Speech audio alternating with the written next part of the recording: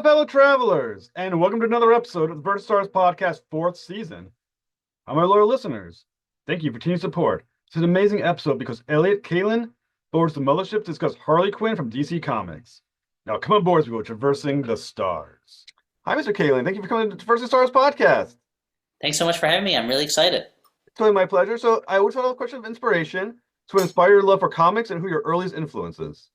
That's a good question. I've been reading comics in one form or another as long as I can remember. I feel like I went through there's that image of like a fish going up on the land and becoming a reptile, which becomes a man eventually. And I feel like that was my experience with comics, where it was like starting with comic strips in the Sunday papers, going on to Archie comics, and then eventually discovering kind of beginner adventure comics, which for me was like Ninja Turtle comics, and then eventually making the jump to what is kind of ridiculously called mainstream comics with mainstream superhero titles. And it goes. I've been a reader of superhero comics since about 1992.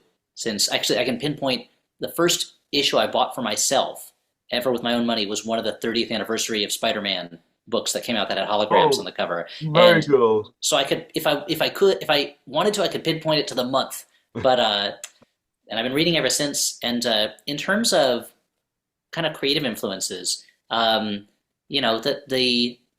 big names that everyone talks about in comics. Even though I wasn't growing up during that time, I spent so much of my youth reading reprints of like the old Stan Lee, Jack Kirby stuff, the Stan Lee, Steve Ditko books, the Steve Ditko Amazing Spider-Man run. I think is some of the best stuff that's ever been done. But also, as I got older and I became more curious about writing comics professionally, I got way into the work of Steve Gerber and Keith Giffen. And I feel like on Harley Quinn, the book I'm writing right now, Keith Giffen is a big influence on that. I don't know if people can fully see it, but I feel like there's a lot of him in what I'm doing there, and a lot of Gerber also. And so they're two creators who, Keith Giffen we just lost relatively recently, but they're two creators who I feel like are such kind of monumental talents, and I think their influence is not fully recognized or anatomized in the way it should be. But I read all the others. I read my Chris Claremont and John Byrne books and all that too. Keith Giffen is a great one. I think I don't. Justice League of America was fantastic. Mm-hmm. One of my biggest regrets was that when he died, I was in the middle of scheduling with his publicist an interview. Really? We would have been within a couple of weeks. We were Facebooking each other back and forth to go over dates, and I was like, oh man, that would have been wonderful. That we had that. So I've been doing a podcast for years called The Flophouse. That's a bad movie podcast, and we were supposed to have Gilbert Gottfried as a guest. And I'm such a fan of his podcast, which is like AM shock jock radio. If you're interested in movies from the 1930s, that's his. If you want to know about the sex habits of celebrities who are dead for 50, 60 years, and we were supposed to have him on, and he died the week before he was supposed to be a guest. And it's a heartbreaking thing, because it's like you're losing someone whose work means a lot to you, but also to know that you came that close to connecting with them, to having like a real conversation with them, and it's tough. Oh, that's horrible that you didn't get to have him on the podcast. Yeah, that's one of the ones that kills me. That was like part of me always has me thinking, if you like a writer, get him on as soon as possible, because you never know. I tell my kids something similar. So when I was younger, I was such a huge fan of Ray Harryhausen, the stop motion animation master, and I always wanted to write him a fan letter, and I'd be like, he's fine, he'll be around for a while, and I put it off for 20 years, and then he died, and I was like, this is entirely on me that I did not write him when I had the chance. But that sucks too. But good for Godfrey. I don't know if a lot of people I think know him from one of the late shows. I can't remember. It was it Leno he was on a lot? You would guest star on? He was on Leno a lot. Yeah. He was on Howard Stern's show, his radio show a lot. Yeah. And I think people don't appreciate just how good his stand-up. Like I watched some of his old stand-up. I've seen him, and those are phenomenal. His stand-up routines were so good back in the day. He's so funny, and he's so specific to himself. He does jokes that nobody else does or could pull off the same way. And I think it wasn't until when I was young, there was, I grew up in the 1980s and the 1990s, and it felt like there was so much stand-up comedy on television all the time. And he would come on sometimes, and I'd be like, oh, he's really funny. But it wasn't until I was older and I was spending time with other comedians that he would come up in conversation.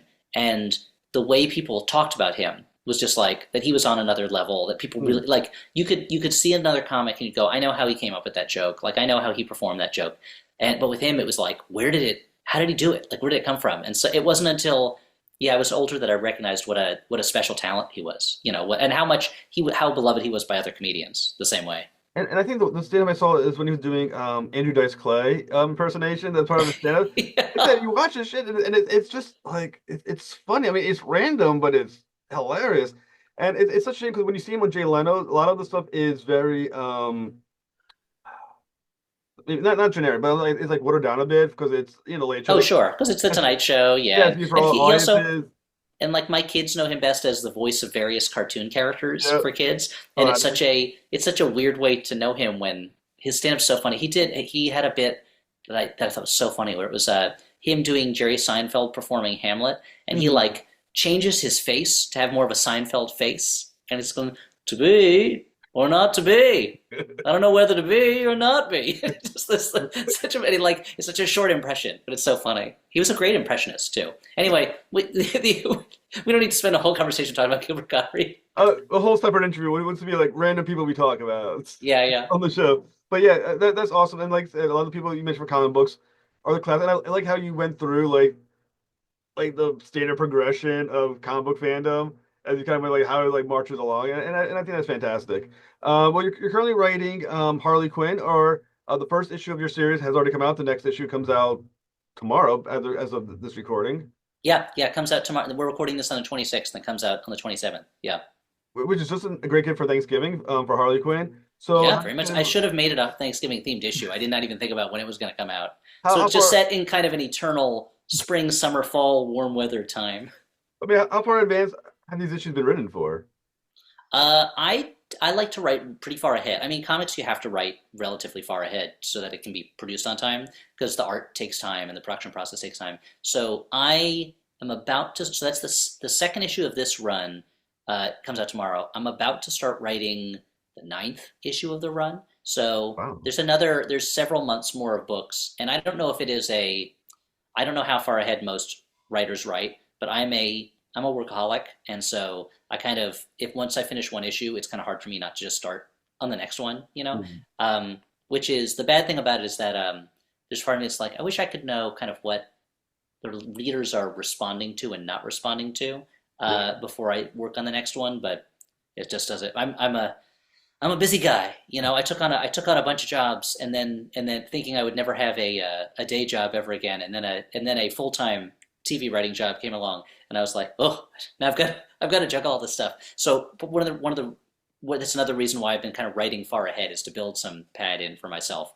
But yeah, I'm about to do the ninth issue, and hopefully it'll feel like a fun progression from issue to issue. For this run, it's almost entirely single issue stories. We're building up a supporting cast and building up a setting and a overarching story. But aside from one two-parter, it's pretty much all single issue stories, which is what DC asked me to do and what I wanted to do. To be honest, I feel like I know as a reader, I get so frustrated when I pick up a book and it's like part four of six, or part six of eight, or they're like it's a year-long story, so everything you pick up an issue and you don't get like a full plot in it. Yeah. Um, and so I've been trying my best to write issues where you can pick it up and you can have a full enjoyable experience reading that issue, and then hopefully you enjoy it enough that you come back next month. Uh, the downside of that is that you'll see reviews where they're like, he's crammed a lot into this issue. There's a lot of words on a page. It's like, yeah, well, trying to tell a story in 22 pages, so we got to move. So if you've done nine issues already, and assuming my math is still past elementary school level, you've already written the 50th issue of the series, which is also usually an anniversary. Is this something that is? Did you have an anniversary issue then issue 50? I think I you're should 60 have. anyway. That's the kind of thing where if I was thinking ahead, I would have planned some kind of anniversary thing. But no, it's just kind of a regular issue. I mean, in some ways, it's the first part of this kind of two-parter that is very much about Harley Quinn coming to terms with herself, but locked in battle with her own mind in a very literal way. But no, there's nothing about it that's like outwardly anniversary wise or recognizing her history. Partly because I didn't think of it. But also because she's had so many different series, she's had such a long history that I kind of don't know what like the legacy numbering is. I don't know how many years it's been or anything, and so it's kind of an arbitrary 50, you know. So I think the interesting thing about Harley Quinn is that most people should probably know her by now because she's blown up to She's like super Playboy. famous. Yeah, She's like the fourth most famous DC character now, and the other characters that are famous, the other three are from like the 1930s. So it's amazing. I mean, because she's a fabulous character, and the interesting is, well, she's a psychiatrist or was Hmm. before her change of heart.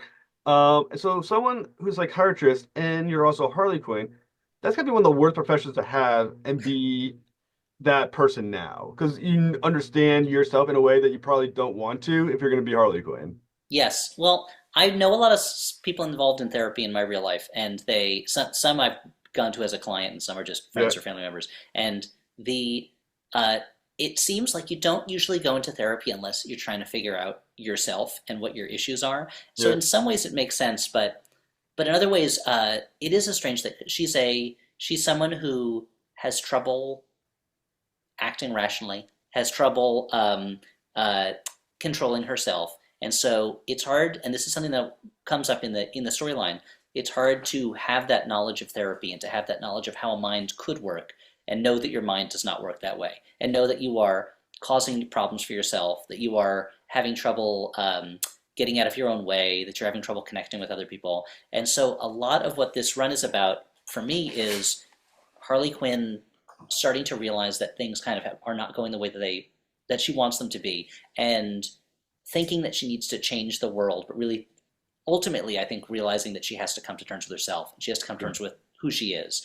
And there's a I don't know. I feel like people have tried different angles of her being a therapist and applying psychiatry to being a supervillain or being a superhero, and uh, I feel like I wonder how many of those are um, inflected by the creator's experience with therapy, because mine very much is, and there are very much parts where Harley Quinn is like saying things to herself that like my therapist said to me. So it's a so hopefully it will come through as something that people that feels real, that feels connected in this storyline, but doesn't feel just kind of like a gimmick or an angle or a gloss. Because you're right, she has this therapeutic language that she can turn to, and she knows that there's a world where she didn't become the Joker's sidekick and mm. just remained a therapist. And you have to wonder if she ever is like, yeah, I should have done that. I should have just not allowed myself to be driven to the brink of madness.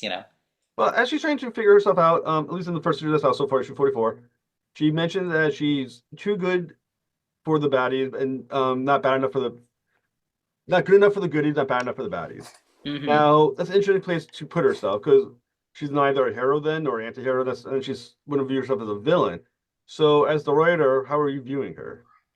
So I view her as someone who, I mean, and that's really that right there is one of the kind of the thesis statements for me for my take on the character, which is she's not an out and out villain anymore, but she's also not. It kind of rubs me the wrong way in some ways when she's like working too directly with the Bat characters. And Hmm. in my mind, she is someone who does what she thinks is right, but doesn't do it in the way that other people would think is the right way to do it. Like she has an inner sense of morality and justice, but it is twisted somewhat. Hmm. And she is it's almost like she has principles that she lives by, but those principles are like just skewed slightly enough that in her mind she's like, I'm trying to be a hero and it's not working out, and it's because she doesn't really know that she doesn't think about being a hero the same way that the others do. But at the same time, she's not an out and out villain who wants to be, a leading criminal or something like that. But on the other hand, she enjoys it, is the other thing. She does, I think she's aware of the fact that she enjoys crime and she enjoys being what other people would call bad. And that's part of the struggle with her is how is she a good person in the way that feels comfortable for her, that feels right for her. And in this storyline, she's going to try to do that. She comes back to her old neighborhood of Throat Cutter Hill, which is being gentrified, and that she goes, I'm gonna stop this. I'm gonna stop the last few residents from when this is Throat Cutter Hill from being pushed out, but I'm gonna do it my way, which is a very destructive way of doing things. And over the course of the storyline, I think she's going to be realizing that this is a more complicated problem than a more complicated issue than can be solved with throwing bricks through windows and blowing things up and things like that. But until then, she's going to break a lot of windows and blow a lot of things up. So if you're a resident of Thronecutter Hill, okay, and you hear that Harley Quinn has come to save the day, which is kind of what her intention is, or her version of what saving the day would even look like, or what even her wanting for it to look like as saving the day is going to be. Mm-hmm. Are you encouraged or scared the shit that she's coming to try to fix things, but it's Harley Quinn? Yeah, I think you are anxious about it. It is a double-edged sword that you are kind of glad that maybe here's someone who can push back on the forces that are trying to push you out. But on the other hand, yes, it is Harley Quinn, and she's going to cause more damage than you want her to. And for instance, in the issue that comes out tomorrow, someone comes to her with a problem and says, "Can you handle this?" And she handles it in the worst way possible. And he is not happy at the end. He's not satisfied with what she's done. And so you're gonna see in the locals this feeling of like she means well, but I wish she wasn't here, you know. And at the same time that the locals are going from seeing her as like a potential savior to being a problem, she is going to be developing this relationship with the main villain of the storyline, this real estate developer named Elliott Kalan, where the two of them are very attracted to each other at the same time that they are opposed to each other, and they really kind of don't know how to handle this. And it goes from I'm trying to make it as I'm trying to dig into that as much as I can. Like, what happens when you really are attracted to the person that you are, who's your enemy, in a way that goes beyond a sort of like cat and mouse, like flirt taunting type thing. They'll do plenty of that, but at the same time that the people of Throatcutter Hill are like, maybe it would be better if she wasn't here. Althea Klang, who is her nemesis, is like, maybe I want her around a little bit more. So we'll see that shifting on both sides. So I think it's interesting because what Harley Quinn wants for Throatcutter Hill is reverted back to what it was before Klang came in and tried to better the city, make Yeah. it safer, make it cleaner. She liked it back in the day when she would be mugged on the way coming back to her home. And then and you have When there was a sense of community, you right, knew right, you right. knew your neighbors, and it was also cheap to live there. And this is something that I've been thinking about, urban things and gentrification for a long time. I lived in New York for a very long time and watched myself get priced out of one borough after another. And another podcast I've been doing this past year is one for 99% Invisible, where we're going through the book The Power Broker, 100 pages at a time. And The Power Broker is very much about what happens when a city gets reformed and the people who lived there are being shunted around and moved from one place to another. And I'm trying to think about it in a way that it can't be too deep because this is a Harley Quinn book. It's not, nobody's reading it for a treatise on the pros and cons of gentrification, but how I think a lot of people, their first initial knee-jerk reaction to it is, this is bad. The people who used to live in a place don't live here anymore. And they kind of forget that the people who lived in that place do want to live in a nice place. That when a neighborhood gets cleaned up, if there's a way for people not to get priced out of it, then that's better for everybody, because it's nicer to live in a clean place where you're not mugged on the way someplace, and everybody everybody runs a criminal sideline next to their real job. And so but Harley starts from the very kind of naive perspective of, I don't want things to change. I want things to stay the same as they were. And there's a line in that first issue that a friend of mine really liked, when she's like, how dare this place change? How dare the place I haven't visited in years change? That she means well, but she's got a simplistic view of things. I don't want people listening to this to think that the book is like all just about serious urban studies and things like that. It's mostly about Harley cracking jokes and cracking heads. Okay, what I like about it is that Harley Quinn is someone who has gone toe to toe with Batman and Nightwing, some of the heavy hitters, and intellectually. But gentrification is something that she's going to have a lot of time solving because Yeah. it's more complicated than Batman. It's really hard to. It's not something that you can punch away. And she's really thinking like, oh, I can punch this, or I can scare this person away. And she's going to have some victories at first, and then she's going to have some setbacks. and eventually she's going to have to kind of figure out what the situation really is. And I'm entering that phase of my writing right now, and I'm like, all right, now I've got to actually figure out what I think about this topic, which is harder to do than it seems like. But we're gonna have a. It's true you mentioned that she's gone toe to toe with Batman and Nightwing, and she her level of villain in this is mostly gonna be um, characters that I find amusing or funny or entertaining. So I don't want people to think this is that they're in store for like Hush, and it's going to be like just one after another. Harley Quinn going up against her worst enemies. Yeah. It's going to be we're going to have some fun. We have a couple of fun new villains, and then a couple of me kind of like casting into the deep depths of Batman villainhood to bring people in, so that we can use people who live in that Gotham world, but we're not hopefully not treading over characters that people have seen a lot of lately. One of the other things that DC said to me when I started was they said, we don't want you to do any Joker stories. And I was like, great, fine. There's a lot of Joker sloshing around right now in the world. Like I don't necessarily need to add more to that. So we'll see some villains that people are going to be surprised by because they've never heard of them before because they're new, and some villains that people might be like, I did not expect to see that character back in a book. So, I mean, are we saying that we may see like the Condiment Man somewhere, or Not, I think not quite as silly as the Condiment Man, but pretty close. We have so the third issue in the run introduces. I'll mention him. I guess I won't touch it. Introduces a new character that I'm very excited about, named Convoy, the Untruculated Man, who has a power of ventriloquism, where he can control small to mid-sized vehicles with his mind, and he's going to go up against Harley with his armada of vans, and that's the kind of character where I feel like he's more dangerous than Condiment Man, or but he is but he's still pretty silly, and that's one of those characters where when I was writing it, I was like, this feels like a Steve Gerber character. Like this feels like a Steve Gerber or a Keith Giffen character, like the kind of character that Howard the Duck would go up against, where you're like, this is silly, but there's hopefully like a cleverness to it. so the question with I find like Harley Quinn is a little bit sort of like Deadpool, where there's a lot of craziness that's expected in your comic book that has to be there. Hmm. Is there a line of craziness where you think I can't go that far, or you were told don't go too far, or is anything possible as far as how far out and crazy you can go? And is it difficult to have that level of freedom that it can literally be anything? I mean, it is a little bit sometimes. The only DC hasn't really given me a limit to that I have to avoid or anything like that. I assume if I go there, I mean, if I have Harley like, if she's just like chopping guys' heads off with a samurai sword, I imagine they'll tell me that's too far. You can't do that. Yeah.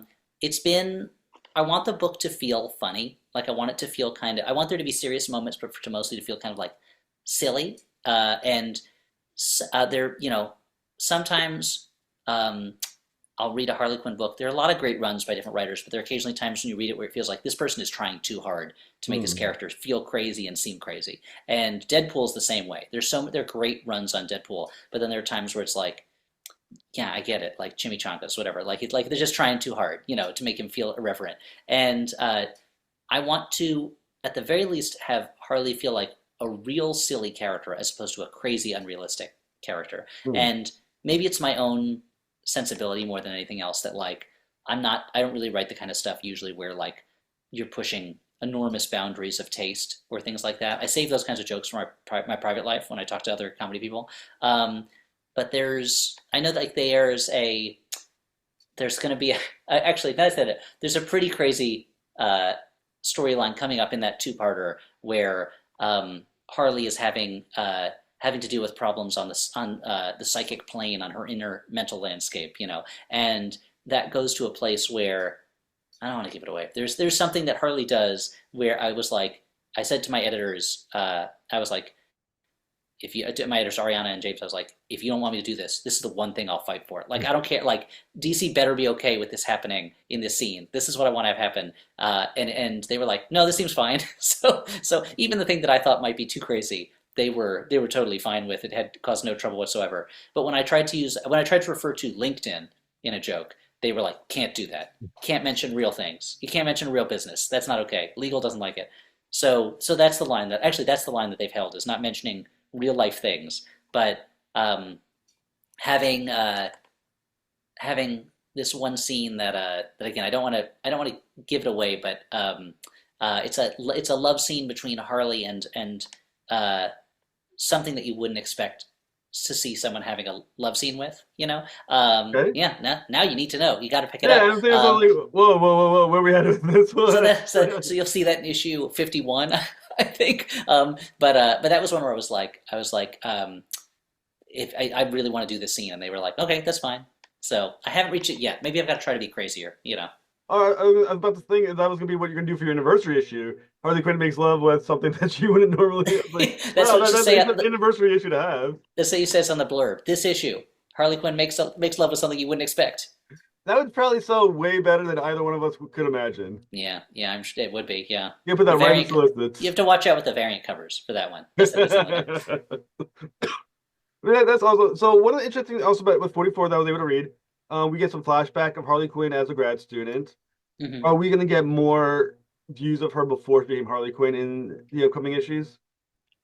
Um, Not that I can remember particularly. I don't think so. It's like that's I wanted to set up that she had a history with this neighborhood, that she has kind of like a romantic feeling about the neighborhood she lived in when she was young in Gotham, and uh, actually there's going to be stories later where she refers to things in her past, and we will see other characters in the story. We'll see little bits of their history. There's an issue that comes up where I wanted to humanize Althea, the bad guy, a little bit, because it's very easy to just have an evil land developer and just have them be, mwahaha, the Snidely Whiplash or whatever, or the bad guy from Break Into Electric Boogaloo. But I wanted to humanize her a little bit. There's a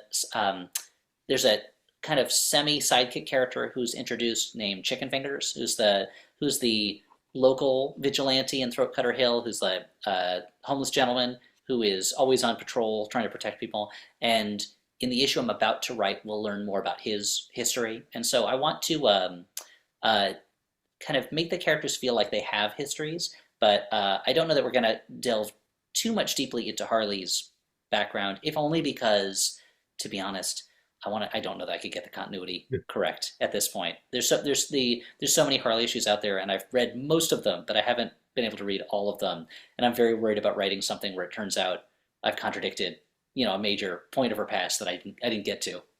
Now, without giving away too many spoilers, maybe it's a spoiler. I'm going to say the spoiler. You tell me to edit it out later. At the end of issue 44, she creates the destructive agency where she's in charge Uh-huh. and she's looking for clients. Now, what kind of client comes to a destructive agency? Well, for instance, someone needs something destroyed, So I'll tell you a little bit about what's happening in the next couple issues. So in issue 45, which comes out tomorrow as of this recording, but not of the release, she's going to be approached by a local resident who's saying, there's a Althea Klang, the villain. She runs a housing development called Noe Go Soe, which is Northwest Gotham Southeast. That's what they want to rename Throat Cutter Hill, is Noe Go Soe, and they're putting up a big piece of public art. They've taken down the statue that used to stand of the mayor of Gotham who got his throat cut in Throat Cutter Hill. That's why the neighborhood has its name. There used to be a statue of him. I love Mindy Lee, the artist on it. That I was like, there's a statue of him, and she drew a statue of him literally clutching his throat like it's just been cut, which I think is very funny. They take down that statue. This local historian, it's like they took down that statue and they're going to put up a new piece of public art that's very Instagrammable, and I want you to get rid of it. And so he wants her to destroy it, and it gets destroyed in a way that he doesn't end up happy with afterwards. And in the issue after that, the local businesses are saying these new residents, they order everything online. It's just delivery vans coming in with their stuff, and we're losing all our business. And so, can you stop these delivery vans? And so Harley goes on a one woman war against delivery vans, and she's blowing them up and shooting out tires with sniper rifles and things like that. There's a there's a sequence where she's just destroying vans, and my favorite part of it is she's going up through a manhole cover to affix dynamite to the bottom of a truck, and she goes, "Trucks are exploding on their bellies too." And I was very happy when I read that line, and so that's the kind of thing when there's a threat to something that you think belongs in Throat Cutter Hill, and you go to the Harley Quinn Destructive Agency because you want it destroyed. Over time, of course, it's not like she can just do all this with impunity. Eventually, Althea is going to start sending people after her to try to stop her. and then setting people after the people that she's close to. And so not every episode will be her, not every episode, not every issue will be her getting a client and then taking on their problem, but there'll be a bunch of those issues like that. And if someone wants to spin it off into a procedural TV show called Harley Quinn Destructive Agency, I would love it. But that was my original, in my original pitch, I was like, can we rename the title Harley Quinn Destructive Comics? And they said that was a little too far. They didn't want to do that. But if I get my way, maybe that'll be the trade collection title, you know. Or the 100th issue anniversary. Oh yeah, there you go. Yeah, when we get there, yeah, I just have to write. What is that? Going to be 40 some odd more issues? We'll see. Yeah. 4 or 5 more years. Just plan ahead. Oh sure, Four yeah. or 5 more years. So one thing that you mentioned, I kind of want to backtrack a little bit on. You said you actually are writing full time for a TV show. Are you able to talk about that at all? Not too much, but a little bit. After I started this, so I do a lot of other stuff. I'll mention all briefly. I've been writing the Harley Quinn book, which I've been loving.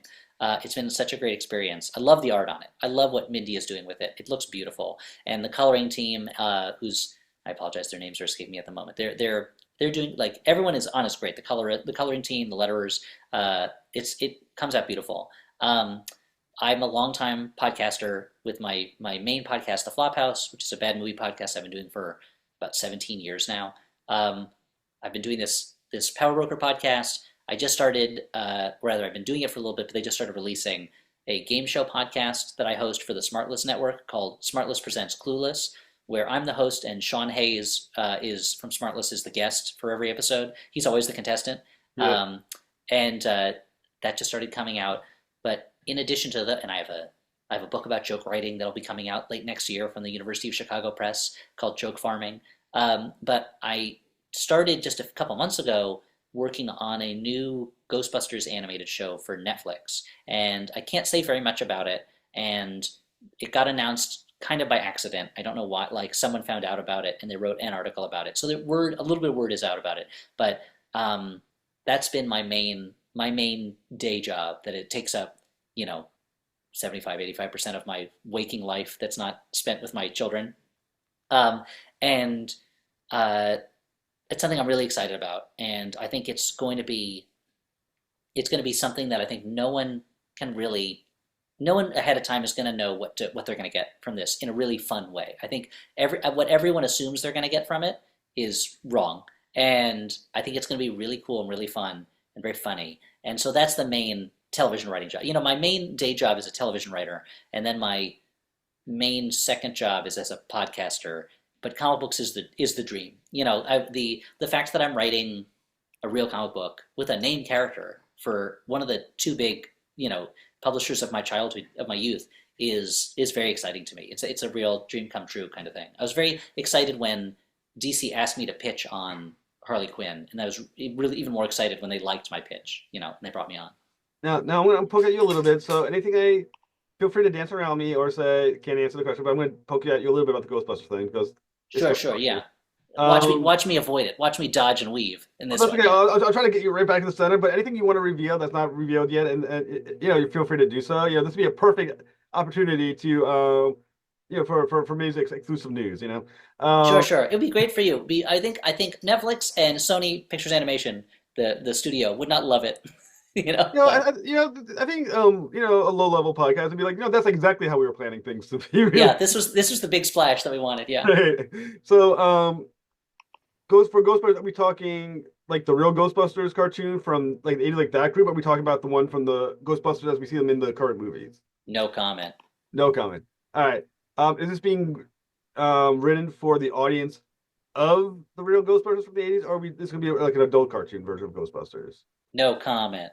Keep it up. I'm going to say the same thing every time. It feels good. It feels powerful. When you say no comment to a question, it's like a rush of power, because I'm at heart a person who wants people to like him and wants people to be happy. And so when someone asks me a question, I have this interest in answer. It's like if you've ever read the book The Journalist and the Murderer by Janet Malcolm, I think it is. And Janet Malcolm. And she talks in it about how when someone's interviewing someone else, the natural desire to be liked means that the interview subject starts answering questions in either the way they want the interviewer to ask, or the way they hope will please the interviewer, and it creates a power dynamic that's an imbalance between the two. And so when you say no comment and you refuse the the grounds that you're even going to answer any question. It's a real rush of power. Like, gives you a real sense of like, oh, the rules don't apply to me. This is amazing. Well, you have a couple more coming. A couple more coming. Uh, does it exist in a continuity of either the original or the new ones that you had to work within? No comment. I thought about it for a So, second though.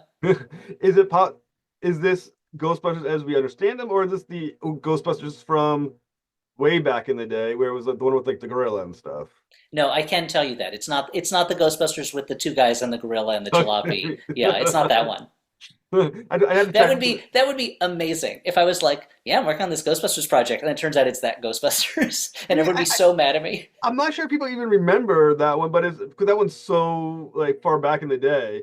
And they were the first ones to use the name Ghostbusters. Like like that old TV show existed first. I remember I was listening to a podcast about the history of the Ghostbusters movie, and they were saying how Columbia Pictures, I guess, was mad that they had to buy the rights to that name, the Ghostbusters, because it didn't Yeah. because that show had already existed. And it's a I have to imagine. There's part of me just imagines Dan Aykroyd watching that show and being like, "This show is terrible, but it's a great name. This name deserves a better thing than that show." And I will say that I'm such a huge the original Ghostbusters, especially those characters in particular, in that world and that tone, I've always loved. And that first Ghostbusters movie was such a major thing for me growing up, Hmm. and very much a a real defining landmark in how my idea of what's funny and my idea of what is a fun movie to watch and what's a fun story and how characters interact through their personalities. Like it was such a huge influence on me. And so I will say that I want to try to capture that feel and that tone and that voice in a way that fans and audiences will hopefully enjoy a lot. But that I have so much love for particularly that original movie because it was the movie that like me and my brother watched probably I don't know it was like that and Gremlins, the two G movies that came out on the same weekend in 1984. Those were the two movies that like were on total just constant replay in our house Hmm. when growing up. It was actually it was those two movies and then my sister's favorite Teen Wolf and then for some reason Ferris Bueller's Day Off and Coming to America were the two kind of like really grown up movies that kind Yeah. of snuck in that like somehow our parents allowed us to watch over and over again when we were kids. So if you want an idea of what the media diet was like in my household when I was a kid, it was Ghostbusters, Gremlins, Coming to America, Teen Wolf, Ferris Bueller's Day Off, just kind of over and over again, those movies. So, I mean, obviously, the big deal with the original Ghostbusters, the films, even in the cartoon, is the chemistry among the team. Was it hard to try to recapture the chemistry between Winston and Peter and Ray and all those characters? No comment. I thought I could get you in the a yes or no out of that one, No, right? you started softening me up, but no, no comments at all. So, when can do you have a release date for when the Ghostbusters are going to reach Netflix? I don't know that they've announced it yet. It won't be for a while. You know, animation takes forever. So, what else are you working on? Uh, that's most. I mean, that's is that not enough? Is that not enough for you? But I think Gotta to keep have all this. going. Well, there's one other thing I can mention that is a I don't think it's been announced at all, but there's a comic book that I wrote for Mad Cave that my so I did a book for a while called Maniac of New York through Aftershock with the great artist Andrea Moody and I can never pronounce his name correctly, and I always feel bad about it because I've worked with him for years, and he's amazing, and I love working with him. But the we are doing a new book that's a 5 issue miniseries for Mad Cave that I don't think has been announced, but I'm excited about it. It's a story. It's a wholly original story that I've been wanting to do for a while, and it's a I'll call it a prison action fantasy or prison a fantasy action prison story, and uh, I don't know if I can say the name of it because I don't know what their announcement stuff is like. I don't know how they do things over there, but that's another thing that should be coming out. I imagine sometime next year. And I have a children's book coming out. I've written a couple children's picture books. One called Sharko and Hippo, and one called Horse Meets Dog. And I have another one coming out next year from the same publisher from HarperCollins called Sadie Mouse Wrecks the House, about about a mouse who is tired of being the good mouse who has to do all the chores. So she's decided she's going to do her chores in the wrong way and destroy her house. So I guess there's a real theme going on with that and Harley Quinn of destruction, of people destroying things. You know, So for your therapist, at least you have something to talk about. Yeah, exactly. I Oh, think very I kind much of so. started destroying things recently and everything. It's like I've been doing a lot of work involving destruction and destroying, but that's the main thing right now. So there's a there's a real stream of Elliott Kalan material coming out in the next year or so, and then um, I don't know what's going to happen after that. I'm really enjoying each of these projects. It it's not always great to have so many things going on because you get tired, but I feel very lucky that each one of these projects is something that I really want to do and is really exciting to me, and I'm really enjoying the actual work of, and that they all get to be kind of different things. To host a game show podcast is different than writing an animated TV show, is different than writing a comic book, and is different than I just finished doing a round of revisions on this book about joke writing that will be coming out next year. So it's exciting to get to use so many different parts of my brain. Mm, I just wish there was more time in the day. yeah. I have my this Netflix show is the day job. That's top priority every day of the week. That's top priority during the day, and then I have what I call my weekend work, and that's when I squeeze all the other stuff in. And there's only so much time in the weekend, and but it's nice. At a certain point, I imagine I'll retire and I'll get really bored, and I'll look back on these days fondly. Well, Mr. Kalen, it was an absolute honor to speak with you, sir. Whenever you want to talk about your Ghostbusters, the real Ghostbusters, or Ghostbuster filmed, or No big, comment. Can't talk about it all. or the Matt Cave book, or anything else, come right back in the show, and I'll be happy to talk about it with you. That sounds great. Thank you so much for having me. I hope people pick up Harley Quinn. I've been enjoying reading, but sorry, I was saying enjoying reading. I've been enjoying writing it so much, and like I said, the art on it is beautiful.